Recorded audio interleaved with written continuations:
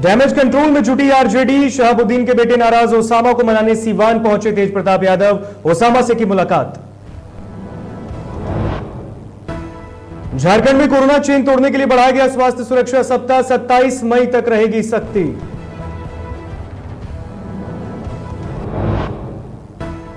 देश के साथ बिहार में भी कोरोना की रफ्तार हुई धीमी। एक्टिव मरीजों की संख्या में आई गिरावट। रिकवरी रेट में भी हुआ इजाफा। बिहार के कई जिलों में बारिश के साथ हुए वज्रपात में कई लोगों की मौत, जबकि कई लोग बुरी तरह झुलसे।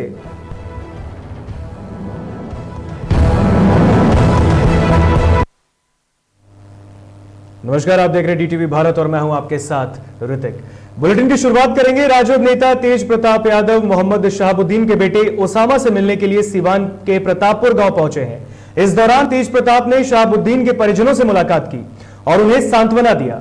गौरतलब है कि शहाबुद्दीन का कोरोना संक्रमण के चलते दिल्ली में निधन हो गया। उसके बाद ट्विटर और अन्य सोशल मीडिया प्लेटफॉर्म पर लालू परिवार और आरजेडी को शहाबुद्दीन समर्थक ट्रोल करने लगे। साथ ही शहाबुद्दीन समर्थकों ने यह भी आरोप लगाया कि पूर्व आरजेडी सांसद को बचाने के लिए लालू यादव और उनके परिवार ने कोई पहल नहीं की।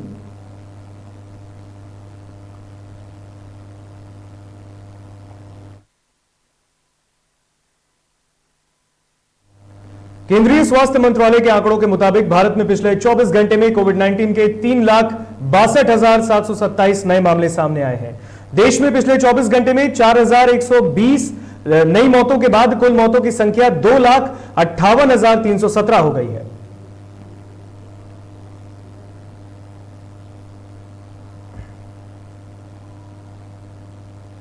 अब बात बिहार की। बिहार में भी लॉकडाउन लगाने का असर दिखने लगा है। पिछले कुछ दिनों से कोरोना मरीजों की संख्या में भारी गिरावट दर्ज की गई है। स्वस्थ होने वाले मरीजों की संख्या में भारी इजाफा भी देखा गया है। राज्य सरकार ने जो ताजा आंकड़ा पेश किया है वो काफी चौंकाने वाला है। यह पूरे बिहार के लिए एक राहत की खबर है, क्योंकि 22 दिन बाद प्रदेश में एक दिन में 10,000 से कम मामले सामने आए हैं। राज्य सरकार की ओर से जारी ताजा आंकड़े के मुताबिक सूबे में 9,863 पॉजिटिव मरीज पाए गए हैं।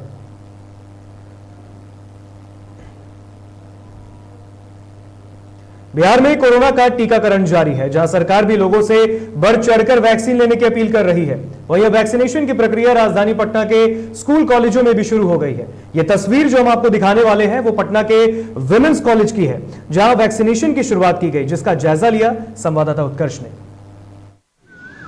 बिहार में और पूरे भारत में कोरोना का संक्रमण तेजी से फैल रहा है। जहां एक तरफ बात करें रिकवरी रेट की तो उसकी दर राजधानी पटना में और पूरे बिहार में बढ़ गई है। वहीं दूसरी तरफ जो टीकाकरण है उसको काफ़ी ज़ोरों शोरों से स्टार्ट कर दिया गया है। हालांकि जो 1 मई निर्धारित किया गया था केंद्र सरकार की तरफ से कि पूरे राज्य में 18 वर्ष से 44 वर्ष तक के लोगों को टीका लगाया जाएगा, लेकिन कुछ विलंब हो गया और बिहार में 9 दिन बाद से शुरुआत हुई है। और आज से जो स्कूल हैं, चाहे वो प्राइवेट हो चाहे सरकारी, वहाँ पर भी कोरोना का टीका लगेगा। पहले आप देख लें कि ये पटना वुमेंस कॉलेज है, जहाँ पर सारी जो प्रक्रिया है जो प्रक्रिया है उसे शुरू कर दी गई है। आप देख लें पहले किस तरीके से टीकाकरण का जो काउंटर बनाया गया है। आप देखें कि 1, 2, 3, 4 टीकाकरण काउंटर हैं और यहाँ पर रजिस्ट्रेशन किया जा रहा है। हालांकि जो सोशल डिस्टेंसिंग है उसका भी अच्छे से पालन कराया जा रहा है। आप देख रहे हैं यहाँ पे जो भी लोग आएंगे उनका रजिस्ट्रेशन होगा, उनका कागज़ बनेगा, उसी कागज़ के तहत उन्हें वैक्सीनेशन दी जाएगी।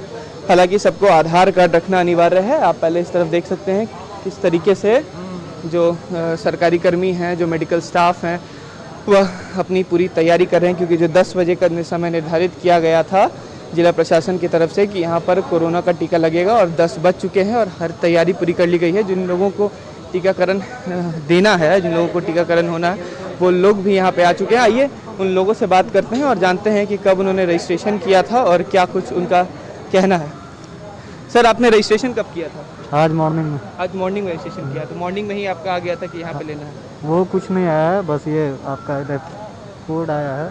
कोड आया और बता दिया कि यहाँ पे आपको टीका लेना नहीं, यहाँ पता चला पड़ रहा है तो मैं आ गया था। तो बस मतलब जहाँ पे आपका कोड आया उसके बाद आप कहीं भी जाकर टीका ले सकते हैं? ऐसा तो कुछ मुझे आइडिया नहीं है। और कुछ आया नहीं कि इस सेंटर पे जाना है या यहाँ जाना है, तो मैं यहाँ आ गया फिर। तो लोगों ने सुबह रजिस्ट्रेशन किया था, उसके बाद उन्हें सेंटर नहीं बताया गया था। हालांकि जो टीका है वो टीका यहाँ पर लोगों को लेना है। पहले आप तस्वीरें देख रहे हैं किस तरीके से यहाँ पे सोशल डिस्टेंसिंग का पालन कराया जा रहा है। जो लोग हैं वह टीका लेने आ रहे हैं और इन जो 4 बूथ बनाए गए हैं, संख्या 1, 2, 3, 4, यहाँ पर टीकाकरण होगा। और आइए जानते हैं कि जो सरकार द्वारा यहाँ लोगों को रखा गया है क्या है। सर, यहाँ पर टीकाकरण कब से शुरुआत हुई? यहाँ 2 दिन से शुरुआत हुई है यहाँ अच्छा, 2 दिन से शुरुआत हो गई है। कितने लोगों को प्रतिदिन टीका दिया जा रहा है? 500 प्रतिदिन अभी स्लॉट बुक किया गया है। और ये कौन सा टीका दिया रहा है, कोविशील्ड या यहाँ कोवैक्सीन? कोविशील्ड है जो बिहार सरकार से प्रोक्योरमेंट हुआ है। अच्छा, तो ये कितने दिन बाद फिर दूसरा टीका दिया जाता है? कोविशील्ड 42 डे के बाद दिया, 6 वीक्स के बाद। जी, तो यहाँ पे अभी कितने लोग आ चुके हैं? अभी तो 10 पीपुल्स हैं, 10 बजे से स्टार्ट हुआ है सर। और ये दो मतलब रोज की कैपेसिटी 500 लोगों को देने की है। चलिए, 500 तो ये 2 दिनों से यहाँ पे प्रक्रिया शुरू हो चुकी है और यहाँ पर करीब प्रतिदिन 500 लोग से ज़्यादा को जो कोविशील्ड है वो सरकार की तरफ से दिया जा रहा है और जो प्रक्रिया है वो शुरू कर दी गई है। देखिए एम्बुलेंस में किस तरीके से जो वैक्सीन है वो आ गए हैं। अब लोगों को यहाँ पर वैक्सीनेशन दी जाएगी। हालांकि जो संक्रमण बिहार में तेज़ी से फैल रहा है उसमें कहीं ना कहीं गिरावट तो ज़रूर देखने को मिली है, लेकिन अब ये देखना होगा कि ये जो वैक्सीनेशन है, वैक्सीनेशन के बाद जनता को एक भरोसा आ गया है कि शायद वो कोरोना से जीत सकते हैं। कैमरा पर्सन अमित के साथ मैं उत्कर्ष, DTV भारत, पटना। बिहार में 15 मई तक लगे लॉकडाउन का कई जगह पालन किया जा रहा है, तो कई जगह ऐसे हैं जहां लॉकडाउन का पालन तक नहीं हो रहा। ताजा मामला पटना सिटी का है, जहां सब्जी मंडी में लोग कोरोना गाइडलाइन का पालन तक नहीं कर रहे हैं। किसी के चेहरे पर मास्क है तो किसी के चेहरे पर मास्क भी नहीं। ये तस्वीरें भयावह हैं, जिसे देखकर ऐसा लग रहा है जैसे लोग सरेआम कोरोना को दावत दे रहे हैं। कम दिक्कत है बहुत ज्यादा। क्या सब्जी लेके आए बेचने के लिए?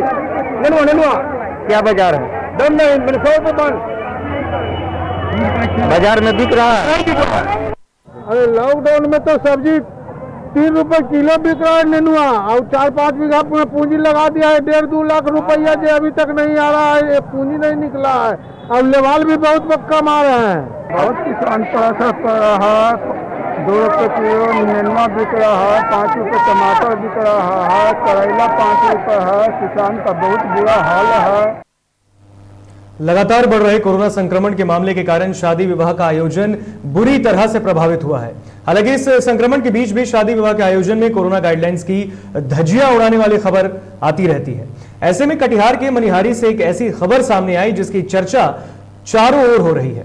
दरअसल झारखंड के रहने वाले राजकुमार मुर्मू ने सादगी और परिस्थिति की समझ की मिसाल पेश करते हुए केवल अपने पिता के साथ नाव से गंगा पार कर विवाह करने पहुंचे, जिसके बाद वह पैदल ही अपनी दुल्हन को गंगा घाट तक ले गए और फिर वहां से नाव से बाकी सफर पूरा किया।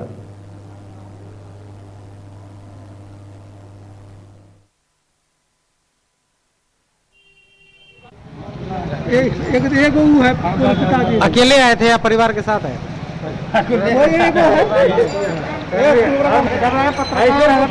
किसके साथ आए थे? परिवार वाले आए थे शादी के लिए? सिर्फ पिताजी के साथ आए थे और दुल्हन को लेके जा रहे हैं। भोजपुरी एक्टर अवधेश मिश्रा ने जाप सुप्रीमो पप्पू यादव के समर्थन में अपनी बात कही। उन्होंने कहा है कि हर आपदा में पप्पू यादव ने जनता के लिए हमेशा खड़े रहे। ऐसे में पप्पू यादव का अरेस्ट होना अमानवीय है। नमस्कार, मैं अवधेश मिश्रा। कल बिहार के अंदर जो एक अमानवीय घटना घटी वहां के शासन और प्रशासन के द्वारा, उसके प्रति मैं खेद व्यक्त करता हूं।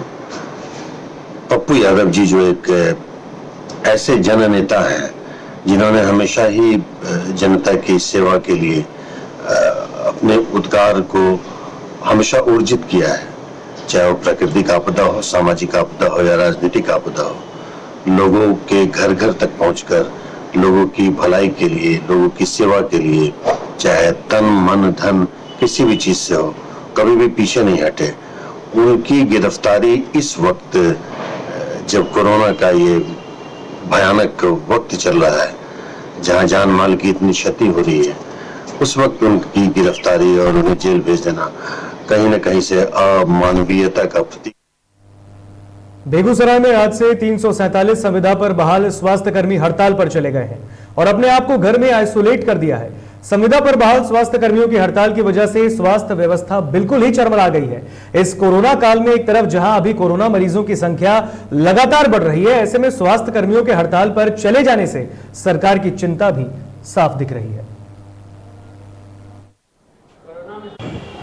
मुख्य मांगे हमारी है कि गत दिनों सरकार के वित्त विभाग के द्वारा और स्वास्थ्य विभाग के द्वारा पत्र निर्गत किया गया कि कोरोना संक्रमण से यदि किसी प्रकार के सरकारी कर्मी आहत होते हैं या उनकी मृत्यु होती है तो उन्हें 50 लाख का बीमा और पारिवारिक पेंशन और एक आश्रित को नौकरी के लाभ दिया जाएगा। परंतु किसी प्रकार के संविदा कर्मी के बारे में सरकार ने इस प्रकार का जिक्र उस पत्र में ना किया है, ना ऐसी घोषणा की है। बिहार राज्य स्वास्थ्य संविदा कर्मी संघ के आह्वान पर मुंगेर के सभी संविदा पर कार्यरत स्वास्थ्य कर्मी होम आइसोलेशन में चले गए, जिसके कारण जिले की स्वास्थ्य व्यवस्था भी चरमरा गई है। वहीं संघ के जिला अध्यक्ष आमिर हसन खान ने बताया कि वे अपनी मांगों को लेकर लगातार पत्र लिखते रहे हैं, लेकिन इसके बावजूद भी उनकी मांगों को अनदेखा कर दिया जा रहा है।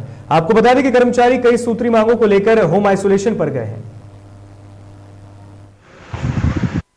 12-13 वर्षों से काम कर रहे हैं और सरकार हमको लॉलीपॉप दे दे के चुप कराती है। जब देखो लॉलीपॉप एक तो थमा दिया। मेरा मांग है कि भैया आप हमको नियमित कर दो, उसके बाद हम कुछ न मांगेंगे। जिस तरह से मध्य प्रदेश की सरकार ने घोषणा कर दिया है एनएचएम कर्मी को नियमित करने के लिए, मुझे भी कर दो।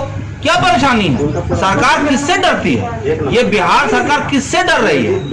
पैसा तो हमको नहीं देती है। एनएचएम का पैसा भारत सरकार से आता है, कुछ परसेंटेज बिहार सरकार देती है, तो उनको तो अपने घर से पैसा भी नहीं देना है। फिर उनको दर्द किसका होता है? पैसा क्या करते हैं वो?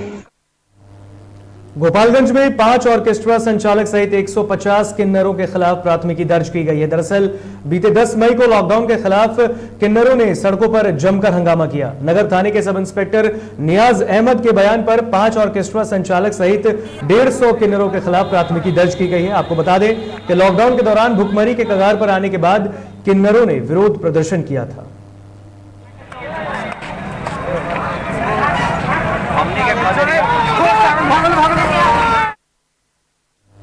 बक्सर के सिमरी थाना क्षेत्र के रामोपट्टी में एक महिला ने अंचलाधिकारी पर उनके पति के साथ मारपीट करने का आरोप लगाया है। पीड़िता के मुताबिक दोनों के बीच कई सालों से विवाद चल रहा था, जिसे लेकर विवाद बढ़ गया और सीओ ने उनके पति के साथ मारपीट की। फिलहाल पीड़िता थाने में लिखित शिकायत दर्ज करा चुकी है, जहां पुलिस पूरे मामले की छानबीन कर रही है।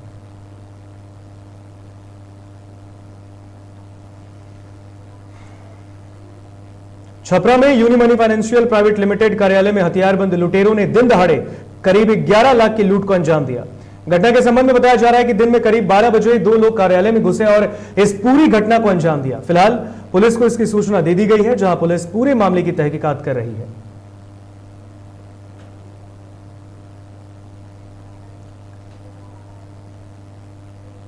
भागलपुर और पटना में अपने कोविड पॉजिटिव पति का इलाज करा रही रुचि रोशन ने भागलपुर पुलिस को धन्यवाद दिया है और कहा कि पटना पुलिस ने भले ही इस मामले को लेकर कार्रवाई ना की हो, लेकिन मेरे बिना एफआईआर दर्ज किए गए ग्लोकल अस्पताल पर कार्रवाई हुई और आरोपी और उसको अरेस्ट कर लिया गया है। साथ ही उन्होंने सभी मीडिया कर्मियों का भी धन्यवाद किया है।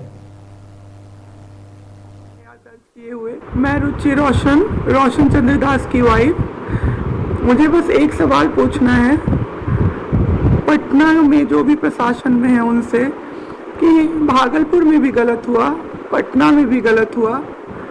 भागलपुर की पुलिस इतना एक्शन ले रही है मेरे बिना एफआईआर दर्ज किए हुए। मैं अभी 25-30 दिन से अपने हस्बैंड के साथ 24 घंटे आईसीयू वार्ड में, कोविड वार्ड में थी। मैं अभी नहीं जा सकती, मुझे में हिम्मत नहीं है कहीं जाने की। कल मुझे कहा गया पटना पुलिस से, पता नहीं किसने मुझे फोन किया।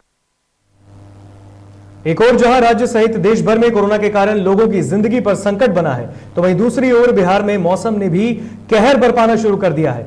दरअसल मुंगेर में 2 अलग-अलग जगहों पर हुए वज्रपात के कारण 2 लोगों की मौत हो गई, जबकि 10 अन्य लोग बुरी तरह जख्मी हो गए। आपको बता दें कि घायलों का इलाज स्थानीय सामुदायिक स्वास्थ्य केंद्र में चल रहा है।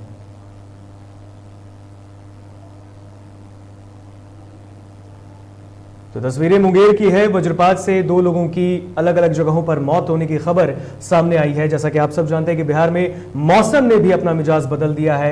येलो अलर्ट जारी किया गया था बिहार में पिछले 3 दिनों के लिए, और इस बीच जिस तरीके से पूरे बिहार के कई जिलों में जिस तरीके से आंधी तूफान के साथ बारिश हुई है, इस दौरान वज्रपात भी हुआ। और मुंगेर की तस्वीर जहां 2 लोग वज्रपात की चपेट में आकर उनकी मौत हो गई, जबकि 10 लोग बुरी तरह जख्मी है, जिनका इलाज फिलहाल अस्पताल में चल रहा है।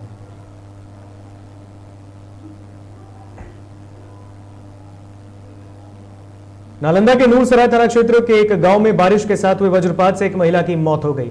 बता दें कि अचानक बारिश होने के बाद महिला खेत से घर लौटने लगी। इसी दौरान वज्रपात हुआ जिसकी चपेट में आने से महिला की मौत हो गई, जिसके बाद पुलिस शव को कब्जे में लेकर पोस्टमार्टम के लिए सदर अस्पताल भेज चुकी है। खन्ना गिरने से मर गया। खन्ना गिरने से कौन से गाँव का है? ब्रिजपुर गांव का है। जो डेट के उनका नाम क्या है? राजमंती देवी। किसी गाँव का है? ये ब्रिजपुर गांव से।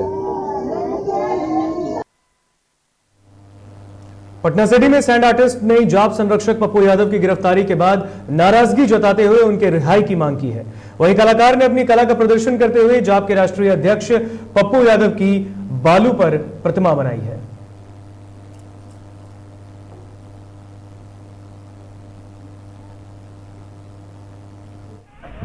मैं आज गंगा के तट पे यानी शरीफागंज घाट पे मैं बालू से पप्पू यादव जी को बालू पे मैं उपेरा हूँ, क्योंकि 2 साल से लगातार मैंने देखा उनका फेसबुक पे, सोशल मीडिया पे कंटिन्यू वो गरीबों के लिए हर प्रयास कर रहे हैं, गरीबों को हर एंगल से मदद वो कर रहे हैं। कोरोना काल, बाढ़, यहाँ तक कि मैंने देखा कि युवाओं के साथ हर चीज कंधा से कंधा मिला कर चलते हैं, या स्टूडेंट कलाकार हो या कहीं भी हो, तो देखा गया है कि वो उन्होंने इतना अच्छा काम किया है कि वाकई में वो राजनीति के साथ साथ हम कह सकते हैं कि इंसानियत उनके दिल में है और वो इंसान लायक भी है।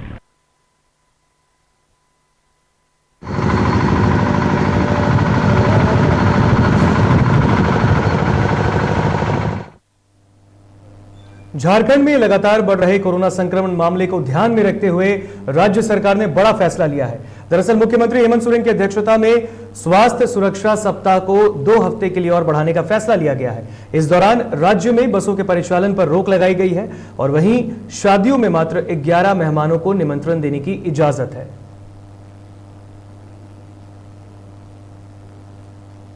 तो ये खबर हम आपको बता रहे हैं, झारखंड सरकार ने बड़ा फैसला लिया है। बढ़ते कोरोना संक्रमण के मामलों को देखते हुए सूबे के मुख्यमंत्री हेमंत सोरेन ने बैठक की है और इस तस्वीरों में आप देख सकते हैं स्वास्थ्य सुरक्षा सप्ताह को 2 सप्ताह के लिए बढ़ाने का और यह फैसला लिया गया है। ये झारखंड सरकार ने फैसला लिया है। जिस तरीके से लगातार कोरोना वायरस का मामला दिन ब दिन बढ़ता जा रहा है, वहीं झारखंड के भी हाल बेहाल है और इसे देखते हुए राज्य के मुख्यमंत्री हेमंत सोरेन ने बैठक बुलाई। स्वास्थ्य मंत्री आप तस्वीरों में देख सकते हैं, बन्ना गुप्ता भी मौजूद हैं और इस बैठक में बड़ा फैसला लिया गया है। झारखंड सरकार द्वारा स्वास्थ्य सुरक्षा सप्ताह को 2 हफ्ते के लिए और एक्सटेंड कर दिया गया है।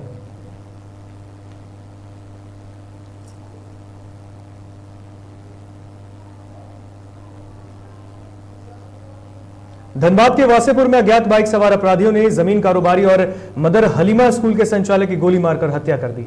बताया जा रहा है कि स्कूल संचालक मोहम्मद अशरफ अपनी बाइक से जब्बार मस्जिद पार कर रहे थे और इसी दौरान अज्ञात बाइक सवार अपराधियों ने वारदात को अंजाम दिया। वहीं घटना की सूचना मिलने के बाद पुलिस पूरे मामले की तहकीकात कर रही है।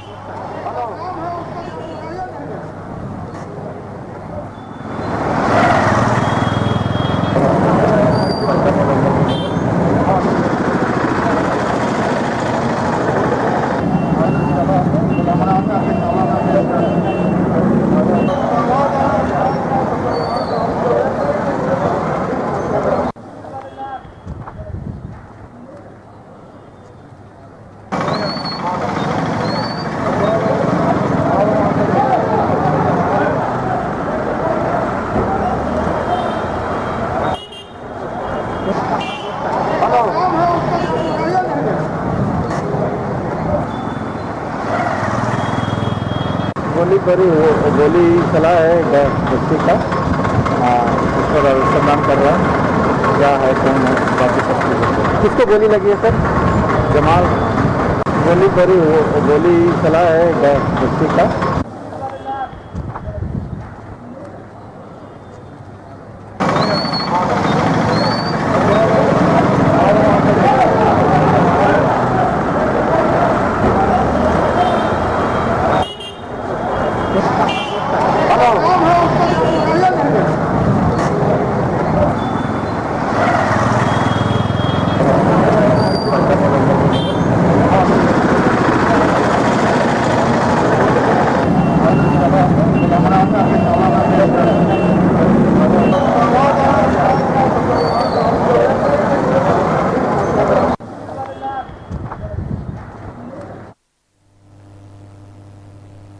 इस वक्त की बड़ी खबर सामने आ रही है, पटना पहुंच चुकी है। पटना एयरपोर्ट पर रंजीत रंजन पहुंच चुकी है, कांग्रेस की नेता और पूर्व सांसद, साथ ही साथ पप्पू यादव की पत्नी रंजीत रंजन। तस्वीरों में आप देख सकते हैं, रंजीत रंजन पटना एयरपोर्ट पर पहुंच चुकी है और ऐसे कयास भी लगाए जा रहे हैं कि आज ही 2 बजे जब प्रेस कॉन्फ्रेंस करेंगी वो, तो वहां पर तमाम बातें उन्होंने कहा है कि वो बताएंगे और उसके बाद वो सीधा सुपौल भी जा सकती है, जहां वीरपुर जेल में उनके पति और पूर्व सांसद पप्पू यादव को बंद किया गया है।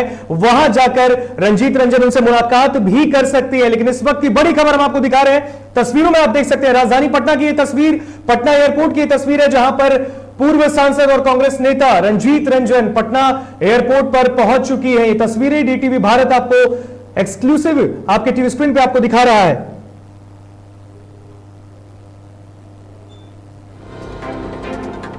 बड़ी खबर, ब्रेकिंग न्यूज हम आपको दिखा रहे हैं, पटना एयरपोर्ट पहुंच चुकी है रंजीत रंजन।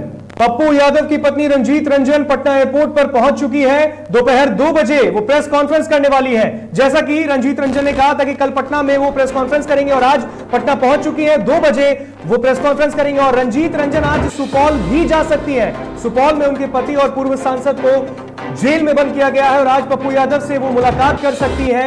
इसके लिए उन्होंने तमाम जो भी प्रक्रिया उन्होंने कही है कि हम बताएंगे, वो भी प्रेस कॉन्फ्रेंस में जो 2 बजे पप्पू यादव की पत्नी रंजीत रंजन करने वाली है। तो बड़ी खबर, पटना एयरपोर्ट पर पहुंच चुकी है रंजीत रंजन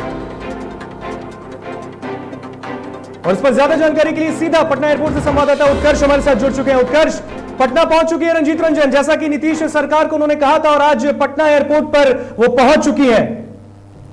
जी हाँ ऋतिक, आज पटना एयरपोर्ट पर रंजीत रंजन पहुंच चुके हैं। वो कांग्रेस की पूर्व सांसद भी रह चुकी हैं, इसलिए उनको रिसीव करने के लिए कांग्रेस की तरफ से स्पेशल गाड़ी भेजी गई है, जो कि जाप की तरफ से नहीं है। और वो साफ तौर पर लोगों तक यही कह रही हैं कि जब 2 बजे प्रेस कॉन्फ्रेंस होगा तो वो सारी बातें खुलकर बोलेंगी। हालांकि अभी वो मीडिया कर्मियों से बचते हुए नजर आई और किसी भी बातों पर साफ साफ जवाब नहीं दिया, लेकिन उनका तर्क यही है कि 2 बजे जब प्रेस कॉन्फ्रेंस होगा तो सरकार की फजीहत कर डालेंगी। ऐसे कयास लगाए जा रहे हैं और ये खबर भी हमने दिखाई है कि ऐसा हो सकता है सुपौल भी जा सकती है। इस पर क्या कुछ बात सामने निकल कर आ रही है? आप वहां पर मौजूद हैं?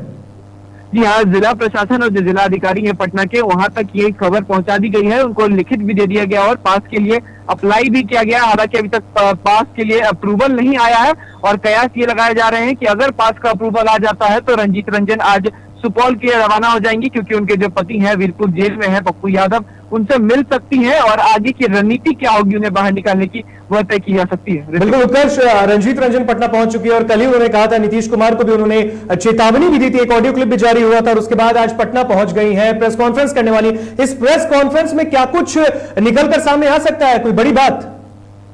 जी हाँ, प्रेस कॉन्फ्रेंस में सामने यही आ सकता है कि जो 32 साल पुराना केस उन पे किया गया है पप्पू यादव पर, उस पर कुछ सफाई दे सकती हैं। और जो पप्पू यादव जिस तरीके से जन की सेवा कर रहे थे, लोगों तक मदद पहुंचा रहे थे, कहीं ना कहीं ये उनकी गलती थी जिस वजह से उनको पप्पू यादव को जेल भेज दिया गया है। इस बात पर काफी गुस्सा में थी वो और कुछ ज्यादा बोलने से नजर, हालांकि वो बचती नजर आई, लेकिन साफ तौर पर यह कह दिया कि आज मैं प्रेस कॉन्फ्रेंस करूंगी, उसमें नीतीश कुमार की और स्वास्थ्य मंत्री की धज्जी उड़ा दूंगी। कल बीते दिन उन्होंने एक ट्वीट भी किया था और लिखा था कि जिस तरीके से पप्पू यादव कोरोना नेगेटिव है, अगर वो पॉजिटिव हुए तो आपको इस साजिश में शामिल 4 लोगों एवं एम्बुलेंस चोरों को सीएम आवास से निकाल बीच चौराहे पर खड़ा कर दूंगी मैं। ये जो बयान था, इसके बाद कयास ये लगाए जा रहे थे कि जो सीएम है नीतीश कुमार, उन पर वो काफी ज्यादा बरसे। हुआ भी, आज वो आते के साथ सीएम पर बरस गई और यहाँ तक भी कह डाला कि 2 बजे जब प्रेस कॉन्फ्रेंस होगा तब आपको सब कुछ सामने आ जाएगा। जी, रंजीत रंजन के आने के बाद से जाप कार्यकर्ताओं समर्थकों में क्या कुछ देखने को मिल रहा है? आप बाहर इस वक्त है और वहां पर जाप कार्यकर्ताओं में किस तरह का जोश देखने को मिल रहा है? क्योंकि रंजीत रंजन के आने के बाद से, क्योंकि उन्होंने खुद इस गिरफ्तारी के खिलाफ मोर्चा खोल दिया है, क्या कुछ बाहर स्थिति दिख रही है? जाप जो सुप्रीमो है पप्पू यादव, वो जब से अरेस्ट हुए हैं उसके बाद जो जाप के कार्यकर्ता हैं वो कल भी आपने देखा कि किस तरीके से वो भूख हड़ताल पे थे, काला पट्टी बांधे हुए थे। आज जब रंजीत रंजन पटना आई है तो कहीं ना कहीं कयास और उत्साह लोगों में है कि जल्द ही पप्पू यादव की रिहाई हो जाएगी, क्योंकि जिस तरीके से बीते दिन जो क्रम हुआ, उन्हें गांधी मैदान थाना ले आया गया, उसके बाद 32 साल पुराने केस को सामने रखा गया और उसके जेल भेज दिया गया। हालांकि पप्पू यादव ने वहां से ट्वीट भी करा कि मेरी तबीयत ठीक नहीं है, मुझे अस्पताल में रखा जाए या मेडिकल कॉलेज में रखा जाए, लेकिन नहीं, उन्हें सुपौल स्थित वीरपुर जेल में रखा गया, जो कि एक कोविड सेंटर है जहाँ पे कोरोना संक्रमित मरीज या फिर जो आइसोलेशन वार्ड है वो है।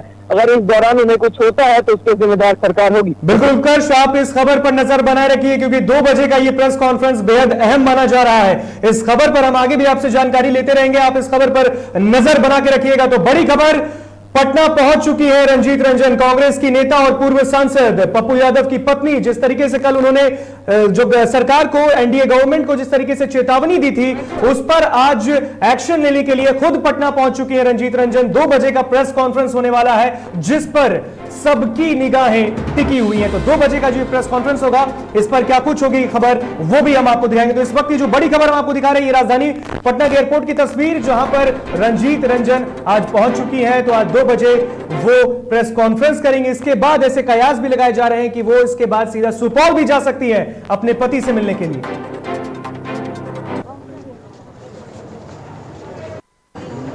भी बाकी है।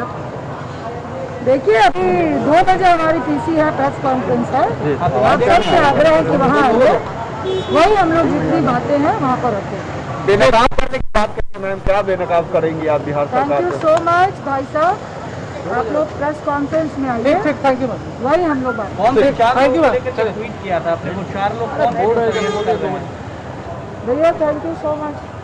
ठीक है मैडम, थैंक यू। पीसी में आइए। पूरा देश कर रहा है। मैं आपसे आग्रह करती हूँ कि 2 बजे आप लोग आइए, हम सब बैठ कर मैं कुछ बातें कहूँगी जो आप ही एक माध्यम है जो लोगों को दिखाएगा। नीतीश कुमार से क्या अपील करेंगे, क्या डिमांड है? देखिए, जो भी बातें कहेंगे हम लोग 2 बजे करेंगे। तो बड़ी खबर हम आपको दिखाई है कि रंजीत रंजन पटना पहुंच चुकी हैं। पटना एयरपोर्ट की तस्वीर हमने आपको दिखाई, उनका बाइट हमने आपको सुनाया, और 2 बजे का प्रेस कॉन्फ्रेंस जो कि पप्पू यादव की पत्नी रंजीत रंजन करने वाली हैं, उस पर सबकी निगाहें और ऐसे कयास भी लगाए जा रहे हैं कि सीधा प्रेस कॉन्फ्रेंस करने के बाद वो सुपौल भी जा सकती है, जहां पर वीरपुर जेल में पप्पू यादव को बंद किया गया है। और फिलहाल बुलेटिन में इतना ही। बने रहिए डीटीवी भारत के साथ और लगातार हम आपसे यह अपील कर रहे हैं कि कोरोना वायरस के इस खतरनाक चेन को तोड़ने के लिए कोरोना गाइडलाइन का पालन करें, सतर्क रहें, स्वस्थ रहें। नमस्कार।